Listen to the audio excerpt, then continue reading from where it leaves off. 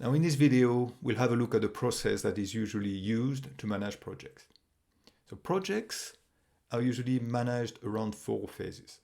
So there are various methodologies out there with slight variations on those, but at the end of the day, you will always find those 4 steps in any project one way or another. I will go through this process and summarize each one with one question, and that will help you understand. Now let's go through each one of these phases one by one. So the first phase is called the initiation phase. During this phase, we decide if we formally go ahead with the project or not. So the question that we need to answer during that phase is, are we really doing this, guys? So this is why I put potential project here, because in theory, we're not a project yet. It's only at the end of this phase that we become a project. So how it works is this, you have one executive, for instance. He might put forward a great initiative, but if the company deems it too expensive, for instance, or if they think that there's too much of a risk, then they're not going to put money into it. So they stop it before it's too late. So to help with the decision, as part of this phase, we put together a rough cost and a rough schedule, and if possible, we add some risk to this initiative. So obviously, the guys who put forward this idea are not really keen on providing risk because that would reduce the chance of this initiative being accepted. So in a way that gives a chance to the other executives to review this initiative and say, oh, now look, there is this risk. Have you thought about it? And then they could cancel the initiative. So if you want to know more about risk and what is included in this in the initiation, then there is a link on my video here.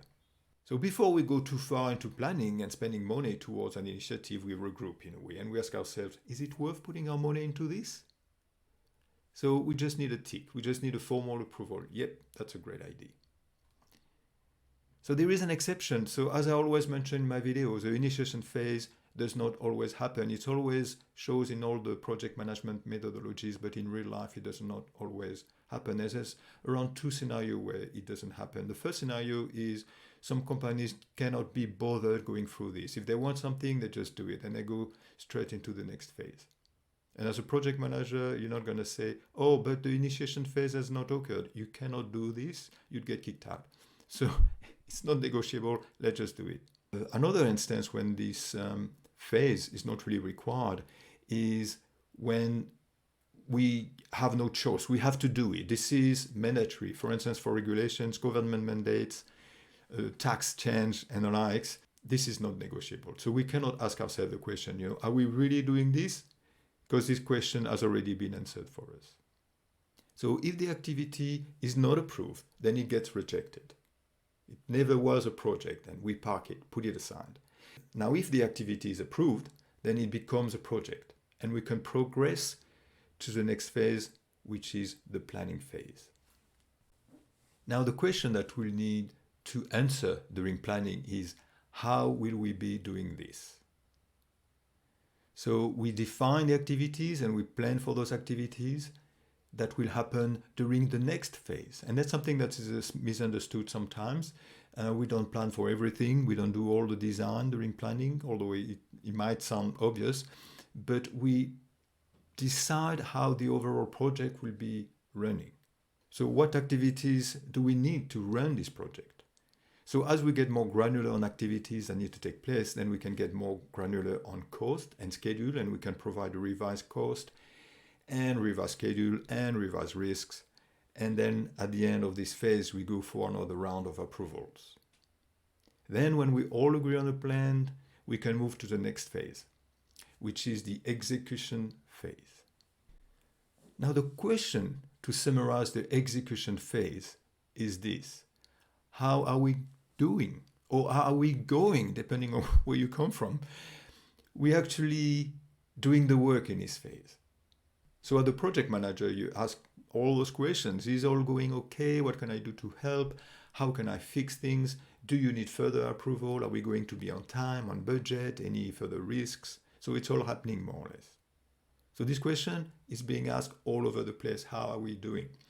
And this is not the best part of the job, is you have the steering committee asking you how you're doing. You have the business asking you how you're doing. You have every man and his dog asking you how are you doing? But you also get the chance to ask this question to others. You get to ask this question to the senior vendor. You need to ask this question to team members, team leads, and the like. So it's a little bit all over the place, that question, in a way. So if you want to know more about project structures, I also have a video on this. Now, at the end of the execution phase, there is sometimes something to implement. So something that my students don't always understand is we don't always have something to implement at the end of the project, because sometimes the project is being done during the execution, and at the end of the execution, everything is done already. We don't need to implement something. Just to give you an example, let's say you're painting your house. So the execution of this project is the painting itself, and you don't have to implement painting at the end, because that has already been done implicitly during the execution phase. It's a bit counterintuitive, but the project is not finished yet. We still have to go through a phase that is not very popular, not always done, but it's in all the books, and I think it should really be done, and it's called the closing phase. Now, during the closing phase, we ask ourselves 2 questions. So it was a bit of a clickbait.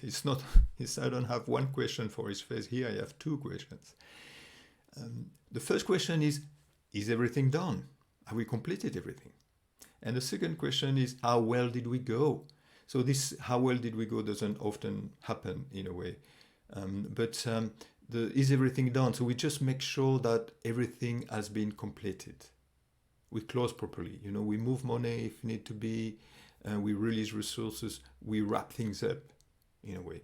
So if you want to go 1 step further as a project manager, it's not always enforced, but you can go through a post-implementation review, and we can create lessons learned. So this is the how well did we go part of it. We try to learn things for the next project. And then obviously you can celebrate the achievements, but that's usually something that comes more naturally. Now that's it for a very high-level view of the process. I make other videos, or I even have already other videos when I go more granular in each one of those processes. So you can either go through those videos or subscribe for all my next future videos. And obviously you can also check my courses if you really want to go deep into this.